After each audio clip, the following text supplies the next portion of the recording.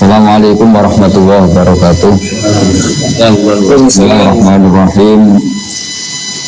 Nahmaduka ya ghafur ya syakur wa salli wa sallim ala sayyidina maulana Muhammadin wa ala alihi washabbihi asma'in nama ba'du. Yang sangat saya hormati Profesor Dr. Said Abdul Al-Munawwar selaku guru besar. Dulu beliau adalah teman-temannya saya, Profesor Zaidi Dahlan, ketika ngajar S3 di Jogja. Wali Kota Salatiga juga wakil yang saya hormati, Ketua MUI Bapak Ali Suaidi, juga moderator Bapak Irfan Hilmi yang saya hormati. Saya alhamdulillah, saya sesyukur-syukurnya karena saya menemukan mungkin yang keserian setelah guru saya Kiai Haji Maimun Zubair, setelah bapak saya Kiai Haji Nur Salim, orang yang berstatus ayatan min ayatillah fil hifdi. Jadi termasuk saya kagum sekali dengan hafalannya Pak Said tadi tentang tahun kelahiran dan sebagainya. Memang yaitu syaratnya profesor. Jadi ya harus dikagumi, tapi ya memang seharusnya demikian. Tapi saya yakin tadi ketua MUI-nya bisik-bisik sama saya kayaknya nggak paham. Itu mungkin tawadhu, artinya tawadhu itu ya sebetulnya paham tapi pura-pura nggak paham, atau memang benar-benar nggak paham, berarti jujur. Jadi dua kemungkinan baik semua. Kalau dia nyatanya nggak paham ya jujur, kalau paham berarti tawadhu. Itulah Islam. Islam itu agama yang kata Rasulullah SAW, ajaban di amril mu'min, inna amrahu kullahu khairun. Orang mukmin itu selalu menakjubkan, semua urusannya bagus. Ketika dapat nikmat syukur ya bagus, ketika dapat musibah sabar juga bagus. Sehingga mungkin perasaannya para wali, para ulama melihat pandemi ini ya biasa, mungkin ibadahnya baru ibadah sabar, diuji Allah, karena diantara sunnatullah adalah walana buwanakum bisyai'in minal khawfi wal ju'. Selalu kita diuji rasa takut. Kita takut mati, takut miskin. Semoga lama-lama ya takut kaya setelah kita. Karena setelah orang mau jadi wali itu takutnya malah kaya. Karena kalau kaya nanti uangnya banyak, hisabnya banyak, polanya ya akeh. Saya jadi takut itu tidak harus dari kaya menjadi miskin. Kita yang latihan mau jadi wali juga takut kaya karena takut banyak hisab. Juga sebagian kita takut banyak istri karena takut banyak yang marahin, itu macam-macam. Namanya takut itu macam-macam. Saya termasuk pengagum Profesor Dr. Said Akil karena beberapa kali saya mengikuti pengajian beliau, baik ketika baca Quran secara tartil dan Korean usul fikih tadi. Tapi saya pastikan orang Solo 3 ini butuh taisir ya, butuh mempermudah dari penjelasan itu. Insya Allah ini mulai Pak Ketua MUI saya bantu. Nanti kalau tidak khatam kapan-kapan ngaji lagi. Nanti mulai warokot, lubul usul sampai apa? Yang gampang-gampang saja. Nanti tak ajarin kitab yang gampang dan dia kuat beli. Ya warokot, terus apalah yang gampang, lubul usul dan sebagainya. Apa yang dikatakan Pak Said tadi benar sekali bahwa ilmu usul fikih itu pokok. Tapi penjelasannya memang sebetulnya mudah. Kalau dalam sebuah kitab yang saya baca istilahnya ada kata fama fatahum illa mujarradul istilah. Sebetulnya aplikasi usul fikih itu sudah dilakukan oleh para sahabat. Cuma mereka tentu tidak perlu bikin istilah apa itu istihsan, apa maqasid, apa saja. Tapi mulai dulu ada yang mengatakan itu hadis, ada yang mengatakan itu mauquf ala Abdullah bin Mas'ud. Mulai dulu perasaannya orang banyak adalah maro'ahul muslimuna hasanan bahwa indabuai hasan. Sesuatu yang menurut konsensus orang banyak itu baik, maka itu hakikatnya menurut Allah juga baik. Kenapa demikian? Karena kata Pak Said tadi, ada diam yang penting. Tidak semua sesuatu harus syariat berkomentar. Tapi ada wasakatan asya, ada yang didiamkan oleh syariat, tapi diam itu sendiri menjadi sumber hukum. Karena memang dari awal menzuhiri nisyanin, bukan karena Allah lupa, tapi rahmatan lakum. Itu sebagai rahmat. Dan alhamdulillah kesimpulan dari itu, kalau dalam bahasa Nahwu disebut faktafrek, fala tabhasu anha. Ada yang kalimat riwayat fala tasalu anha. Berhubung itu didiamkan, ya kamu jangan membahas. Jadi kalau kita tidak bahas, bukan karena tidak bodoh, bukan karena bodoh, tidak, memang nggak boleh bahas. Jadi yang pinter ya barokah karena memberi penjelasan, yang menang ya barokah. Memang dalam banyak hal nggak boleh bicara. Jadi ini saya tidak tahu, saya ini afdol saya apa afdol yang diam ini, karena memang sebagian masalah itu tidak boleh dibicarakan. Tapi saya pastikan ilmu ushul fikih itu hanya implementasi atau ekspresi atau apalah tatbiki dari perasaan adzauqus salim, perasaan yang salim. Saya mengkaji banyak ilmu balaghah karena memang tadi di antara syaratnya mufassir harus mengkaji balaghah. Pernah ada seorang khatib ketika itu menyitir ayat fawarabbis samaa'i wal ardi innahu lahaqqum lis-sama annakum tantiqun. Demi Tuhan langit dan bumi, bahwa apa yang dikatakan Quran itu senyata-nyatanya pasti benar. Si Bedui ini, orang Bedui ini nggak ngerti usul fikih, apalagi istilah-istilahnya nggak ngerti. Yang jelas ada orang Solo Tigo itu karena itu peristiwa di Arab. Itu langsung tanya sama khotib, Pak Khotib, man dzalladzi akhdabal jalil hatta alja'uhu ilal yamin. Siapa yang bikin Allah murka sehingga Allah dipaksa untuk sumpah? Perasaan keseharian kita ketika kita ditagih orang, besok tak bayar. Orang itu masih tidak percaya, tenang nih, besok tak bayar. Ketika lawan bicara kita kelihatan tidak percaya sekali, kita pasti sumpah. Wallahi, demi Allah besok pasti saya bayar. Di mana-mana namanya sumpah itu pasti ada jengkelnya. Jika dalam balaghah terus dibikin urutan. Jika lawan bicara kita sudah percaya, maka kalam tidak perlu dikasih taukid, tidak perlu diberi kata sesungguhnya. Tapi kalau sudah ada indikasi dia tidak percaya, maka perlu dikasih taukid, bila perlu dikasih sumpah. Jadi di mana-mana sumpah itu ya ada nada jengkelnya, ada nada marahnya. Kita sampai bersumpah itu karena melihat lawan bicara kita tidak percaya atau kurang percaya. Di sini orang Bedui menangkap, meskipun dia tidak tahu kaidah itu, tidak tahu kaidah yang di ilmu balaghah. Ada apa satu kalimat itu untuk apa tidak tahu. Tapi dia merasa kok sampai Allah sumpah itu pasti Allah tersinggung. Dan ternyata betul, hampir semua ayat yang Allah sumpah pasti terusannya terus nadanya nada marah, nada menegur secara keras. Makanya ketika ada ayat sumpah, si Bedui tadi tanya sama Pak Khotib, man dzalladzi akhdabal jalil hatta alja'uhu ilal yamin. Pak Khotib, siapa yang bikin Allah marah sehingga Allah harus terpaksa sumpah? Itu maupun apa saja itu sebetulnya implementasi dari adzauqus salim, dari rasa yang benar.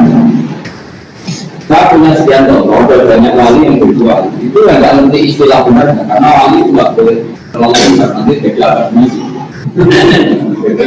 Tapi nggak terlalu pintar istilahnya, dia pintar betul tapi nggak tahu istilahnya. Nggak boleh wali pakai bahasa milenial. Nggak, dalam buku itu agak kacau.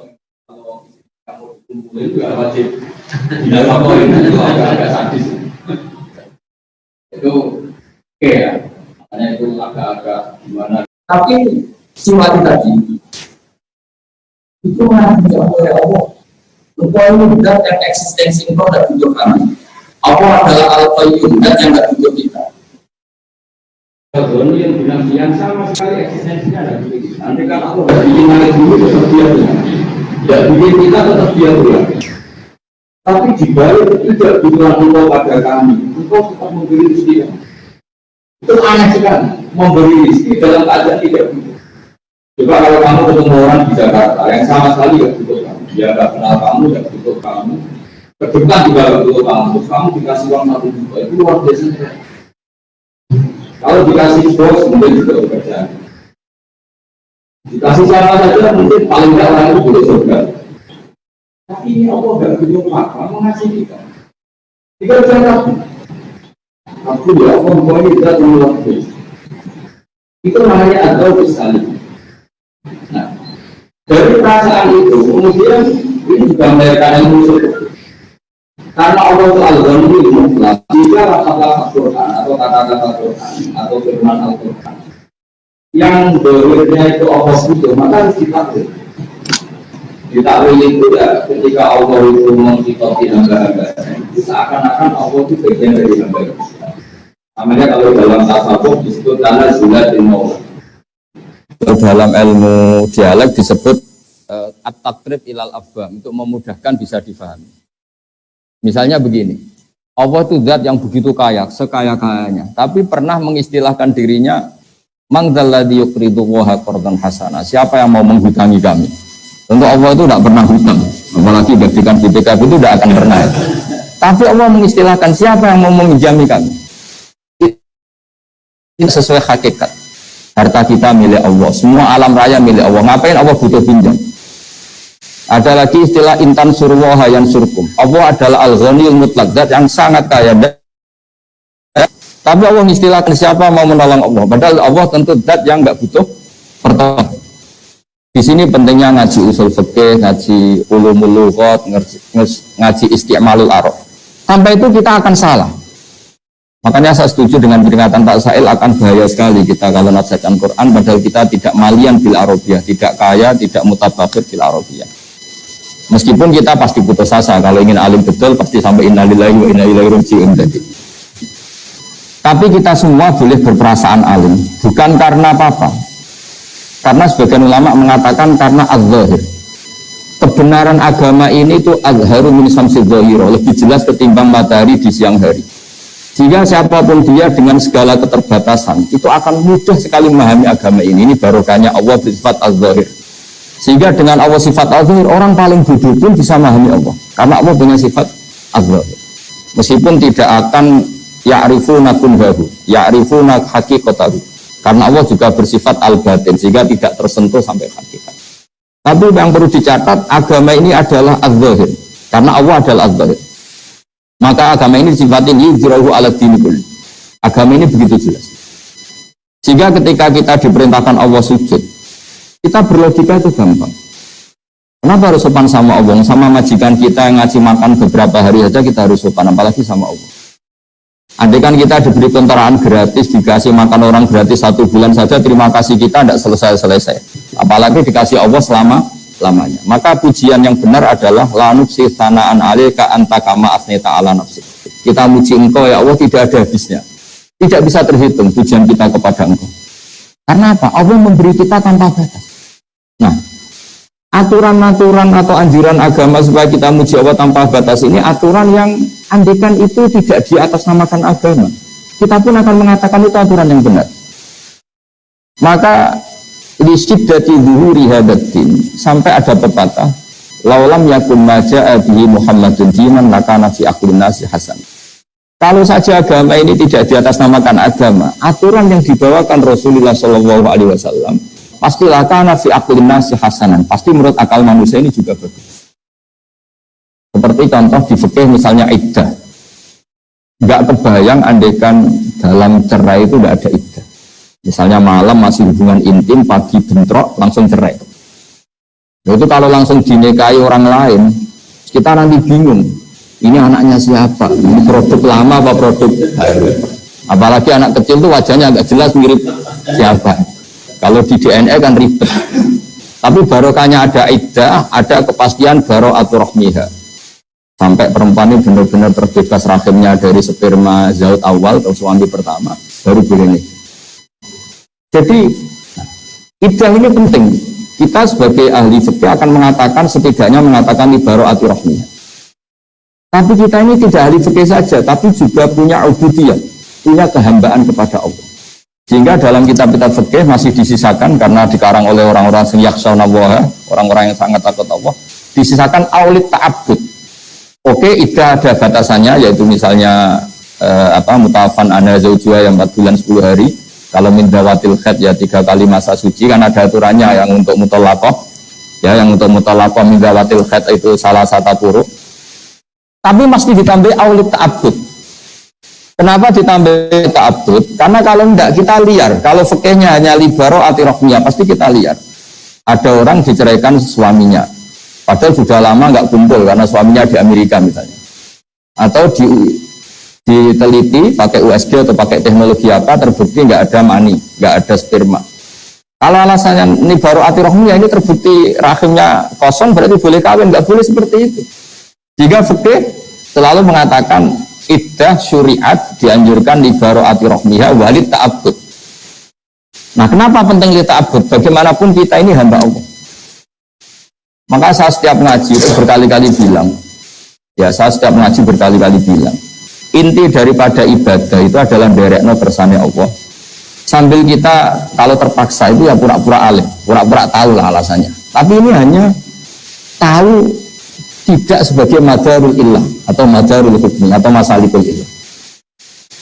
Karena sekali ini jadi madarul illah berarti kalau terbukti bara'atul rahmiyah nggak perlu iddah. Itu enggak ada orang mengatakan demikian, ulama maksud saya. Harus ada lita'abbud.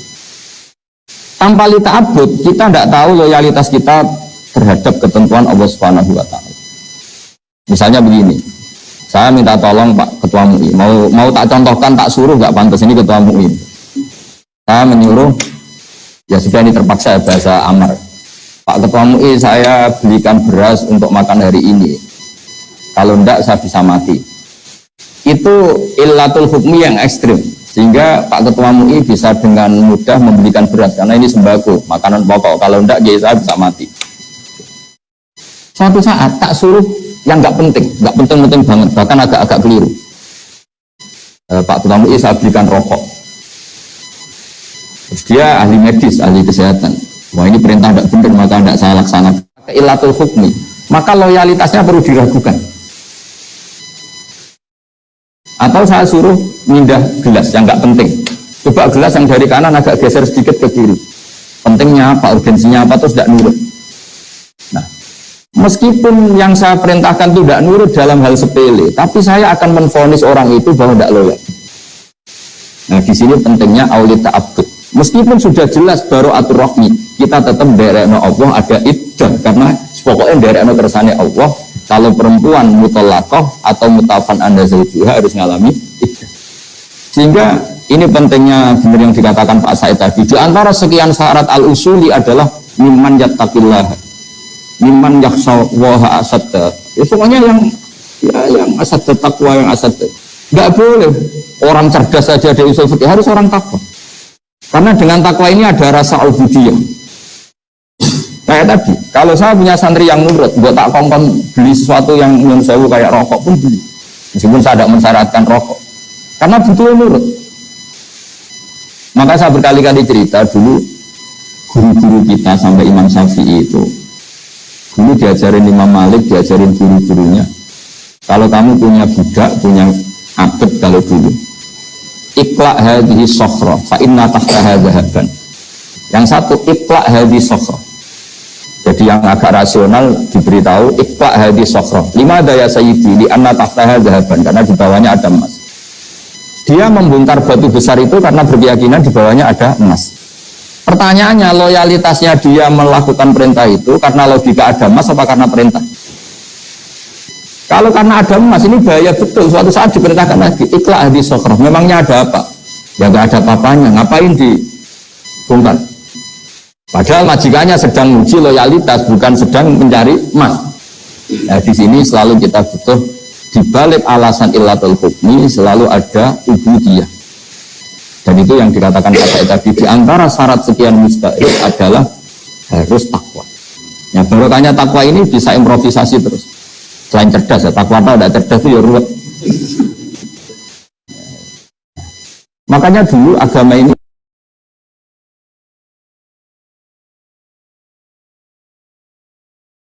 semua nabi pasti bersyarat selain sidik, amanah juga harus fatona. Kalau fatona tidak sidik, ngakali orang terus orang boleh. Tapi kalau amanah tidak fatona, diakali orang terus. Ini kan ribet. Makanya saya senang dengan uraian Pak Said tadi, tapi saya mohon doa beliau karena beliau adalah al-iqratut thahirah, juga orang alim. Saya hanya mewakili sebagai orang Quran yang saya dapat barokahnya Quran, memang walaqad yassarnal Qur'ana lidzikri fahal mim mudzakir. Jadi saya ingin agama ini mudah, yang mudah aplikasinya, mudah prakteknya, mudah pemahamannya. Sehingga meskipun mereka nggak ngerti ilmu usul fikih yang itu untuk gelar doktoral tadi, gitu. Dan itu penghormatan bagi orang Solo Tigo, karena diterangkan ilmu yang belum begitu. Itu kalau nggak untuk gelar doktor nggak mungkin. Jadi bagus itu, artinya ada penghormatan pada kita yang mendengar. Karena tadi itu ilmu papan atas ya. Saya aja yang sudah kiai agak bingung, apalagi yang nggak kiai itu masih apa? Cuma do gaya tok pura-pura paham. Tapi saya pastikan semua ilmu itu mudah, karena tadi Allah sudah janji Fa innal aqla mutarratun ila qabulil haqq, kata Imam Syafi'i. Akal itu akan dipaksa untuk menerima kebenaran. Sehingga mengawal kebenaran itu tidak perlu serius-serius banget. Yasiru wala tu'asiru. Karena akal fa innal aqla mutarratun ila qabulil haqq. Akal ini pasti dipaksa menerima kebenaran. Tapi misalnya agama ini berkonsep supaya ada iddah.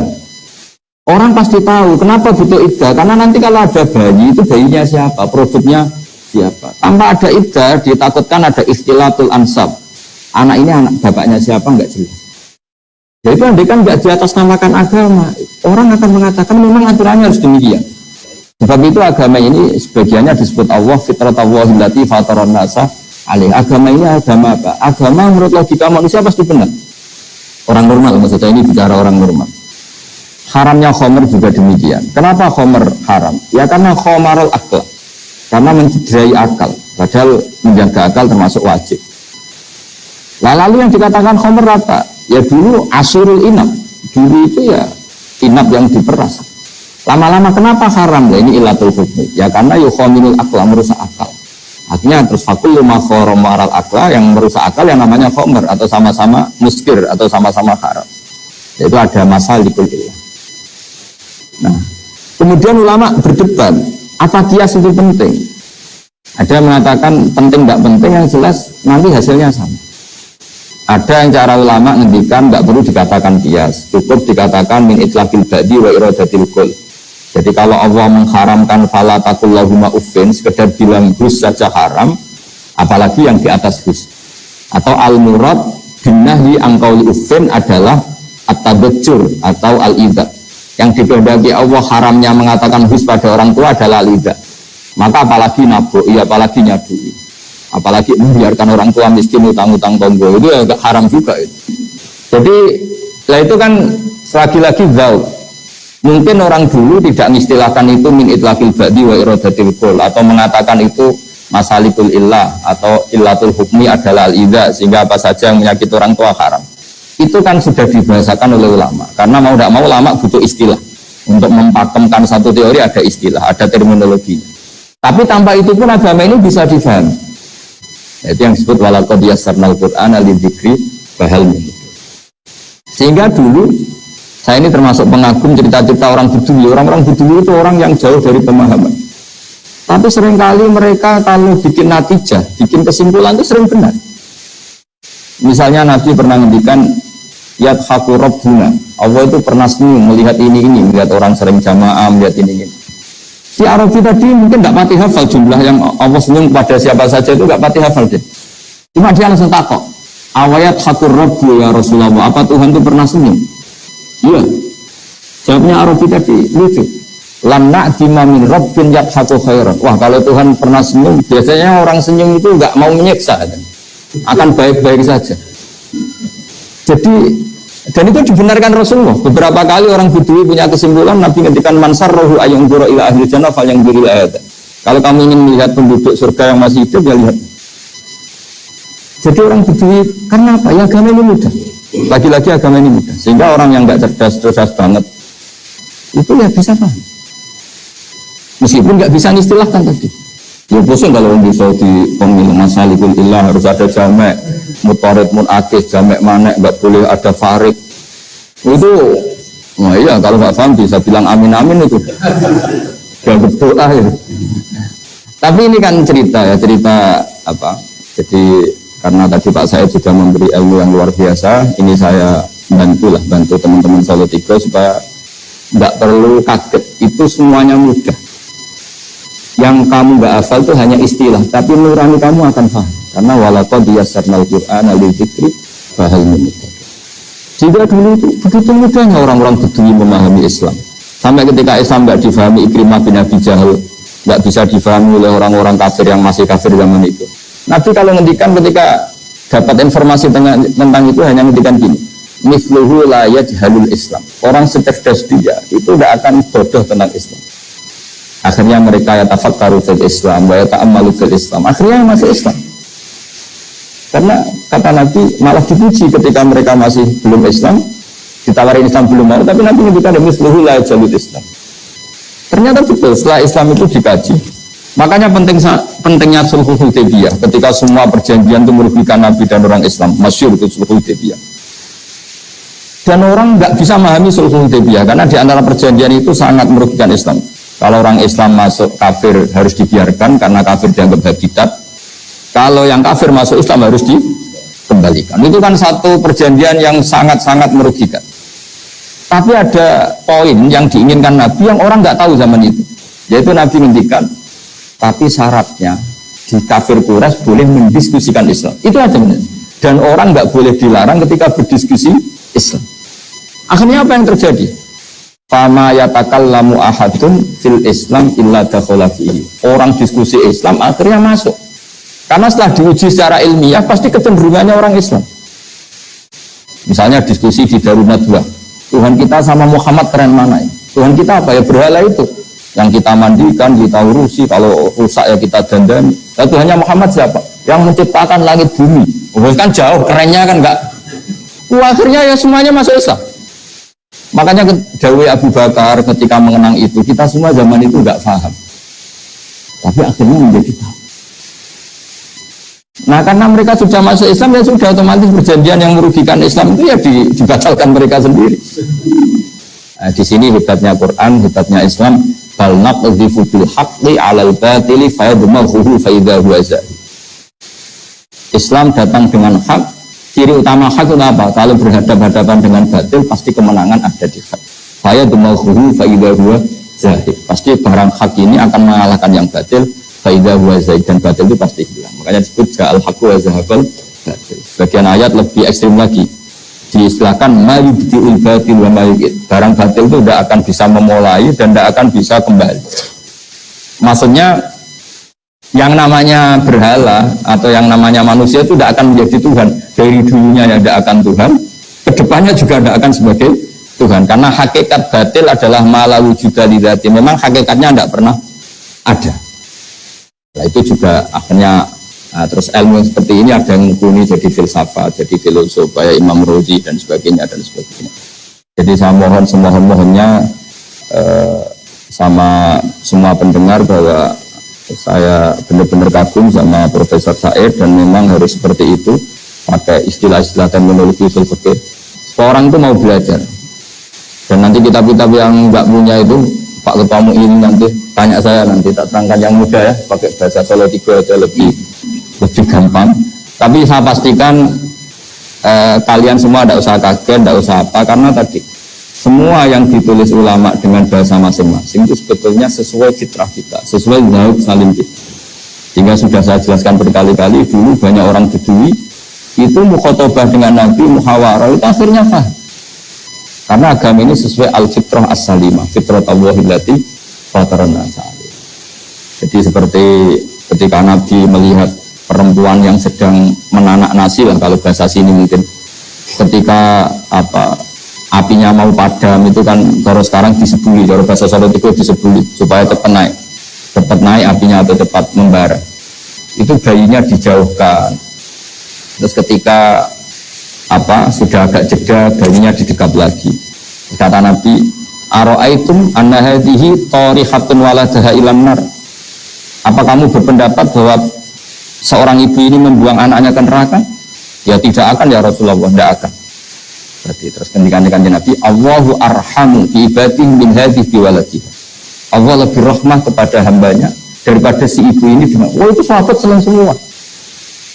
Karena kalau seorang ibu saja gak tega anaknya di neraka, di api, apalagi Allah yang lebih arham, lebih rahman rahim. Tapi kata Nabi, faktanya banyak yang di neraka, ilaman abah. Kalau ada orang masuk neraka itu salah dicekelikan di Nabi, dia berusut tuh. Karena selalu itu tadi. Terus di dunia ini ada contoh sekian hewan yang dia memang nyari api. Dan kita jangan seperti hewan yang goblok itu, wong api kok dicari. Jadi sebetulnya Nabi ini sudah akhidun bihujazikum, sudah megangin kita supaya tidak jatuh ke api. Tapi sebagian kita ngawur sekali tetap menuju api. Jadi ini pesan saya supaya ilmu dari beliau, ya kita semua minta restu beliau, minta doa beliau dari Profesor Said supaya barokah. Saya sebagai yang muda membantu lah, bahwa itu mudah.